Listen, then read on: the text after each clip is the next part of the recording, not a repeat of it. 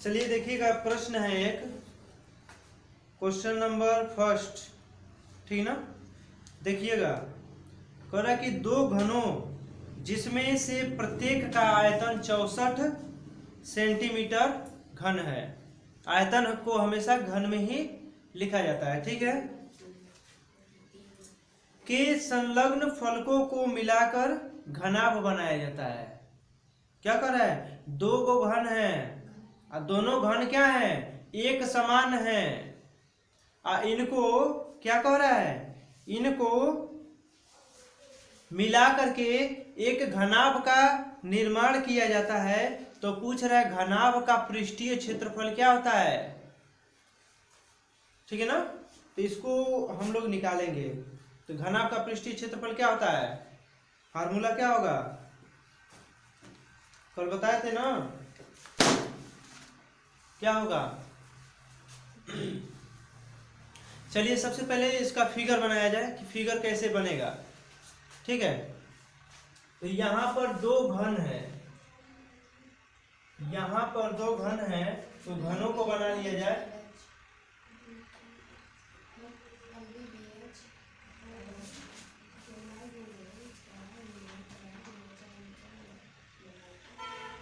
देखिएगा, एक घन है, इन घनों को मिला करके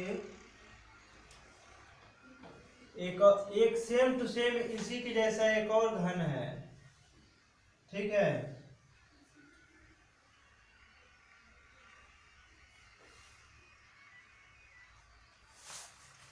एक और घन बनाया गया है, ठीक है। देखिएगा,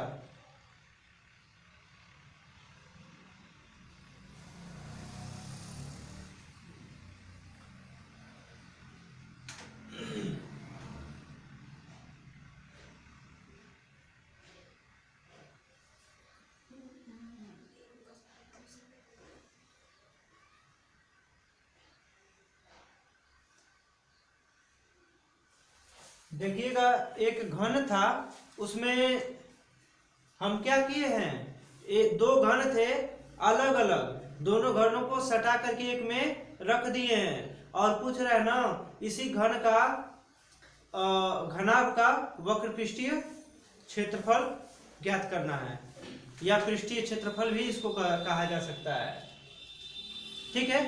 और जबकि घन का आयतन दिया हुआ है, एक घन का आयतन दिया हुआ है, तो भुजा भी हम लोग प्राप्त कर सकते हैं कि नहीं। तो यहां पर ध्यान दीजिएगा, सबसे पहला काम हमको दिया है यह कि घन का आयतन यहां पर है, घन का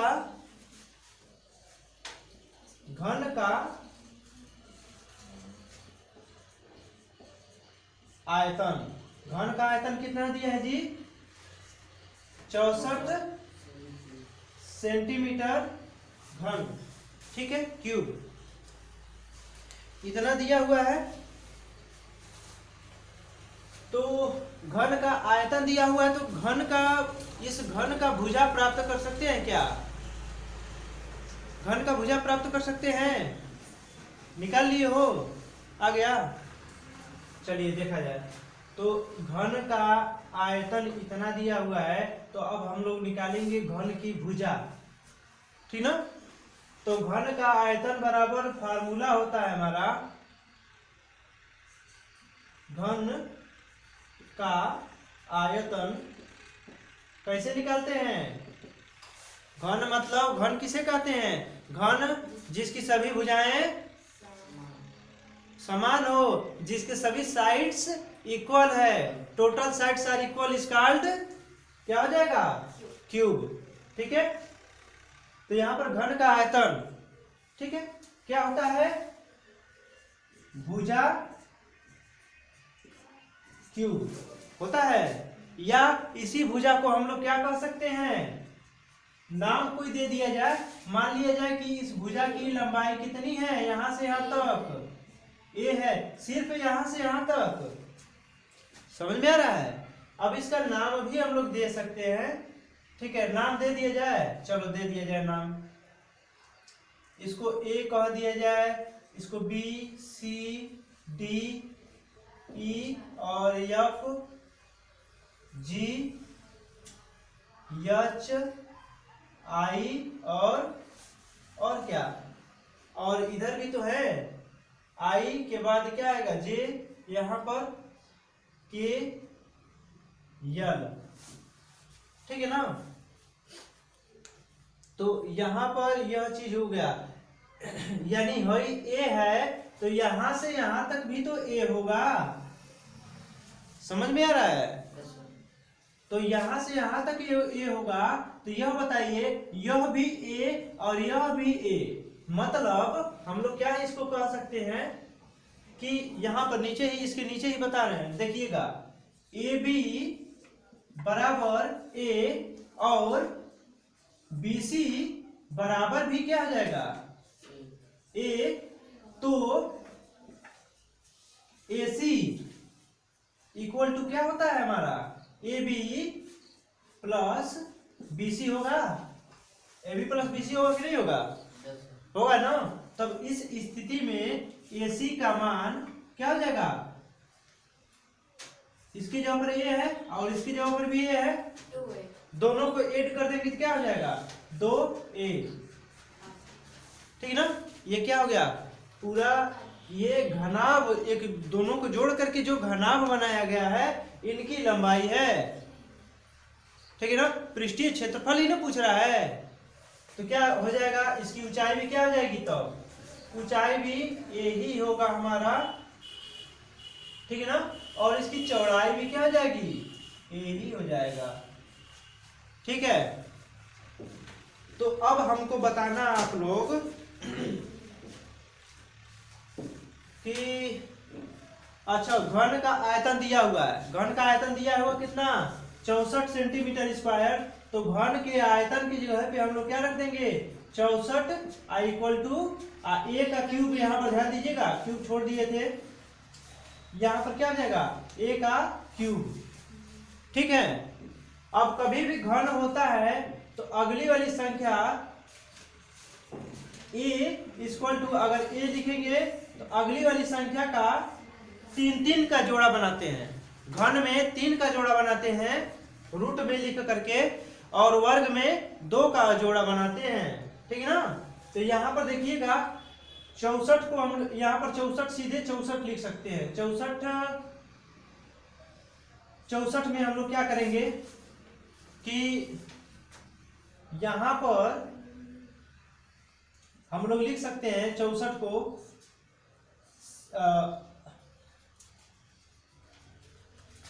4 × 4 × 4, यहां पर देखिएगा एक पेयर बन गया, या हम आप लोगों को बताए भी होंगे शायद कभी कि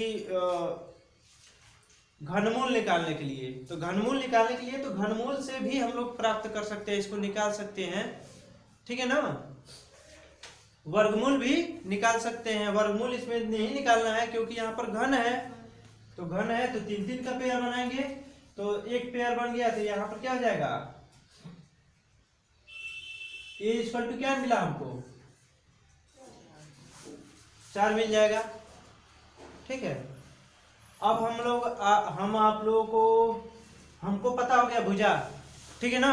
अब सीधी सी चीज है, अब हम इसका क्या निकालेंगे घनाभ का, अब ये दोनों मिल जाएंगे तो घनाभ ही ना बनेंगे, तो अब हम लोग निकालेंगे क्या चीज, दूसरा क्या निकालेंगे घनाभ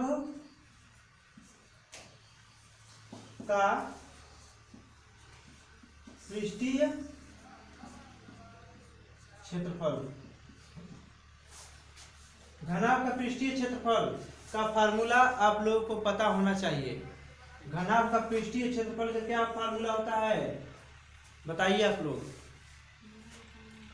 घनाभ का पृष्ठीय क्षेत्रफल का फार्मूला क्या होता है 2, क्योंकि सब 2 बार होते हैं, 2 क्या होगा L B B H plus H L, ठीक है, यही होता है ना। तो हम लोग क्या करेंगे, अच्छा माने क्या थे, इसकी जगह पर अब देखना, इसी की जगह पर सब चीज पुट कर देंगे। 2 है तो 2 को रहने दो, ठीक है ना, 2 है तो 2 को रहने देंगे।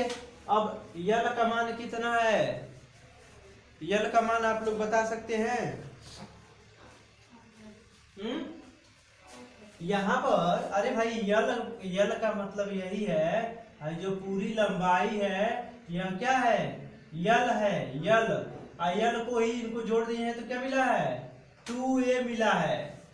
यानी यल की जगह पर क्या है हमारा, 2a है, ठीक है। और ऊंचाई और चौड़ाई समान है ना कि नहीं है? तो यहाँ पर ध्यान दीजिएगा, यहाँ पर हम लोग क्या कर सकते हैं, इसकी जगह पर लंबाई क्या है 2a इंटू हम लोग क्या कर सकते हैं 2a इंटू a। अब प्लस b का मान बताइए आप लोग, b मतलब ब्रेथ, इसका चौड़ाई भी तो वही है। अरे भाई देखो b का मान वही है ना, सेम टू सेम। h का मान कितना है बताइएगा जरा,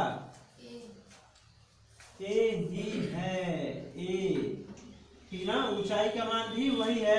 यहाँ पर यल का भी मान, यल का मान कितना है, पहले h का मान ये रख देंगे, यल का मान कितना हो जाएगा, अरे भाई 2a निकाले हुए हैं। अरे इतने दूर का a था, इतने दूर का a, दोनों को जोड़ देंगे तो 2a, तो क्या हो जाएगा इंटू 2a। इतना कर सकते हैं।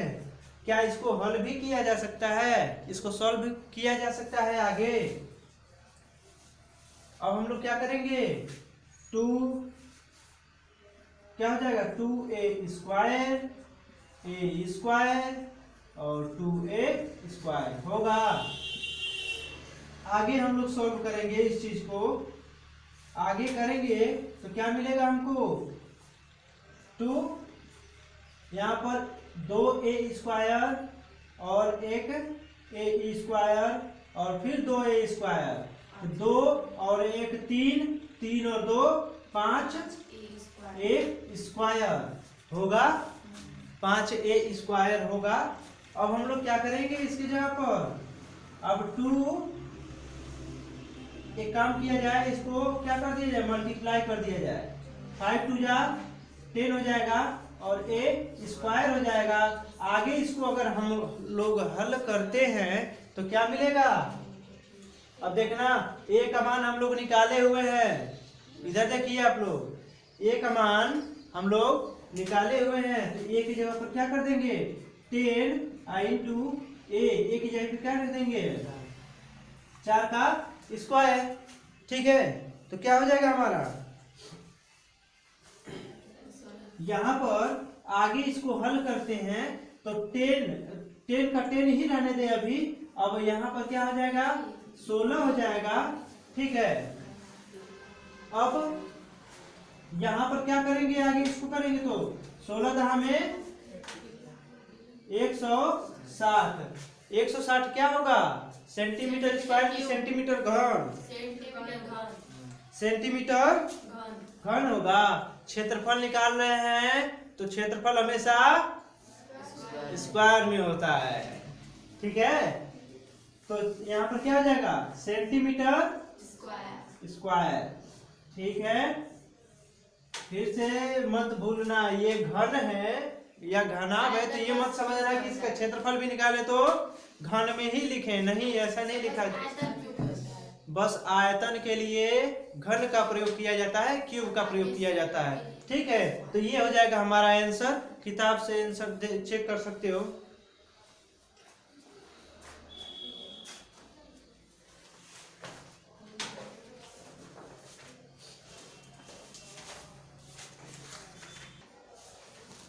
चलिए देखिएगा अगला प्रश्न है, कह रहा है कि खिलौने अर्धगोले के ऊपर शंकु के आकार का है। एक खिलौना है जो अर्धगोले के ऊपर, यह एक अर्धगोला है, इसके ऊपर एक शंकु के आकार का क्या रखा हुआ है, कोई भी चीज है, खिलौना ही है, ठीक है ना। और कह रहा है आधार का व्यास, ठीक है ना, जिनके आधार का व्यास कितना है 6 सेंटीमीटर नहीं, आधार का व्यास और शंकु की ऊंचाई, ठीक ना, 6 सेंटीमीटर और 4 सेंटीमीटर है। कहने का मतलब आधार का व्यास क्या दिया है, 6 सेंटीमीटर का, और ऊंचाई क्या दिया हुआ है, 4 सेंटीमीटर का। तो खिलौने का वक्र पृष्ठीय क्षेत्रफल ज्ञात कीजिए कि खिलौना के बाहर से नापेंगे, मतलब कि उसको मेजरमेंट करेंगे तो उसका क्षेत्रफल कितना आएगा। ठीक है, तो देखा जाए इसको।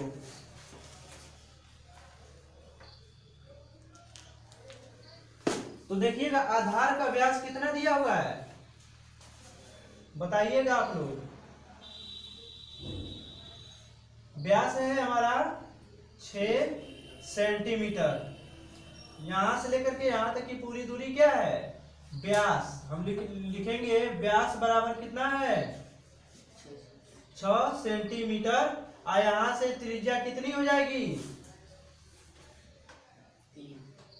त्रिज्या क्या हो जाएगी, 3 सेंटीमीटर, क्योंकि व्यास का आधा त्रिज्या होता है, तो त्रिज्या 3 सेंटीमीटर की हमारी हो जाएगी। ठीक है, अब इसकी ऊंचाई दिया हुआ है, किसका ऊंचाई, शंकु की ऊंचाई। जो शंकु है हमारा, इसकी ऊंचाई दिया हुआ है। ठीक है, इसकी ऊंचाई क्या है, 4 सेंटीमीटर। ठीक है, क्योंकि देखो यह दिया है तो हम यह निकाल सकते हैं इसकी त्रिज्या। ठीक है ना, समझ में आ रहा है ना, त्रिज्या यहां से यहां तक तो ऑलरेडी हमको पता होगा ना कि यहां से यहां तक भी नापेंगे तो क्या होगी। अगर पेपर प्रश्न में यह पूछ देता, अगर प्रश्न में यह पूछता, प्रश्न तो वो है नहीं अभी, प्रश्न में अगर बाई चांस यह पूछ देता कि यहां से शंकु से लेकर के शंकु तथा अर्धगोले की कुल ऊंचाई कितनी होगी, तब हम लोग क्या करते, कैसे निकालेंगे कुल ऊंचाई, किसको प्लस करेंगे, शंकु की ऊंचाई 4 सेंटीमीटर दिया हुआ है, तो अर्ध गोले की भी ऊंचाई जोड़ेंगे ना, तो क्या होगा, अर्धगोले की ऊंचाई क्या दिया हुआ है, हाँ, जो त्रिज्या है वही ऊंचाई भी है। समझ में आ रहा है ना, तो 4 और 3 कुल 7 सेंटीमीटर का हो जाता, लेकिन पूछ रहा है इसका वक्र पृष्ठीय क्षेत्रफल। ठीक है ना, तो निकाला जाए इसको। पूछ क्या रहा है, वक्र पृष्ठीय क्षेत्रफल। ठीक है, यही चीज हमको निकालना है। हम लोग क्या करेंगे, पहले शंकु का निकालेंगे, शंकु ऊपर है तो उसी को निकाल लिया जाए। हम किसी को भी निकाल सकते हैं, जरूरी नहीं कि सिर्फ शंकु को ही निकालेंगे। ठीक है, हम निकालेंगे शंकु का कोण का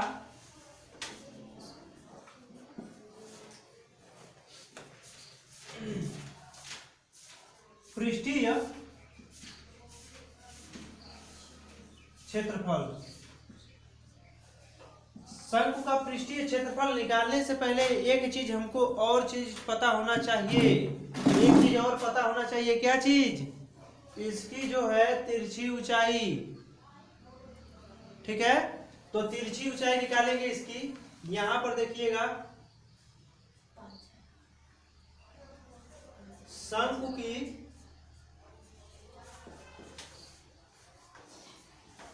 तिरछी ऊंचाई,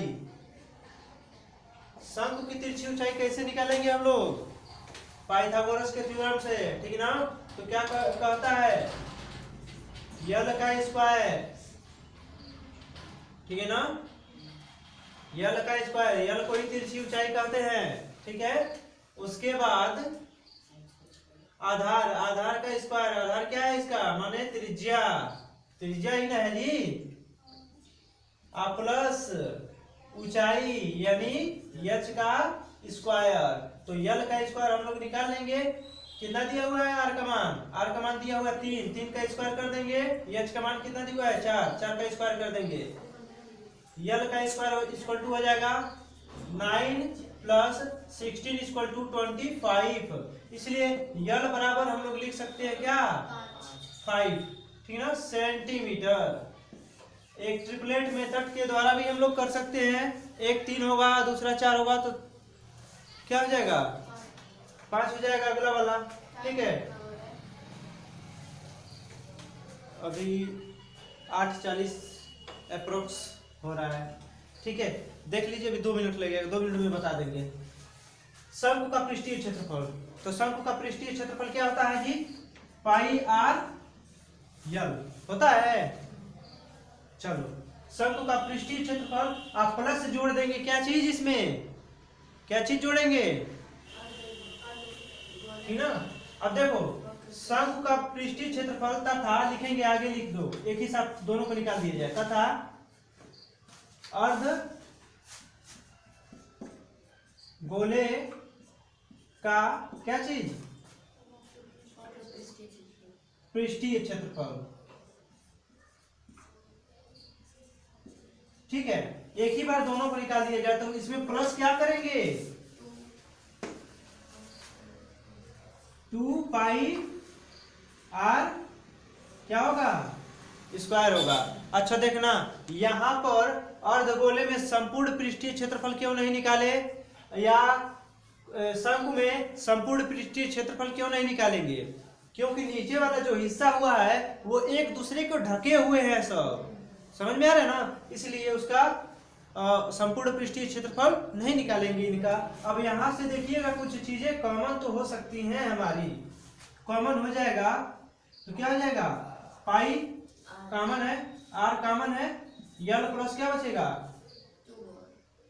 2 आर, ठीक है। अब यहीं पर मान रख देंगे हम लोग, जो भी मान हमको पता है, पाई का मान अभी रहने दो, क्या हो जाएगा आर, आर का मान क्या है 3, यल का मान हम कितना पता है, कितना है 5 है, 5 है ना जी, 2 आई इंटू आर का मान कितना दिया हुआ है 3, ठीक है। अब हम लोग क्या करेंगे 3 पाई लिख देंगे, 3 पाई हो जाएगा, तो यहां पर हो जाएगा 3 2 जा 6, 6 और 5 कितना हो जाएगा 11 हो जाएगा। अब हम लोग क्या करेंगे, इससे इसमें मल्टीप्लाई कर देंगे तो क्या हो जाएगा 33 पाई, ये हो जाएगा हमारा इनका वक्र पृष्ठीय क्षेत्रफल, और यही हमारा आंसर भी हो जाएगा, ठीक है।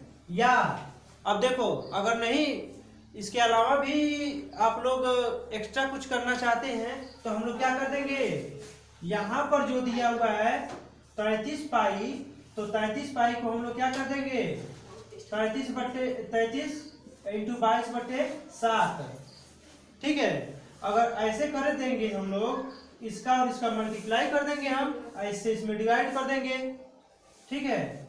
तो यहाँ पर मल्टीप्लाई करेंगे तो क्या हो जाएगा 6 6, ठीक है। यहाँ पर क्या हो जाएगा 6 6 6 12, 6 1 7, 726 होगा, 726 डिवाइडेड बाई 7, इसको काट देंगे 7 से, 7 से काटेंगे 7 से कम 7, फिर 0 हो जाएगा, 7 3 21, बचा कितना 7 7 49, फिर बचा 1, ठीक ना। इतना ऐसे डेसिमल में चलता चला जाएगा, ठीक है। तो यह भी हम इसको आंसर कर सकते हैं, ठीक है। चलिए ठीक है।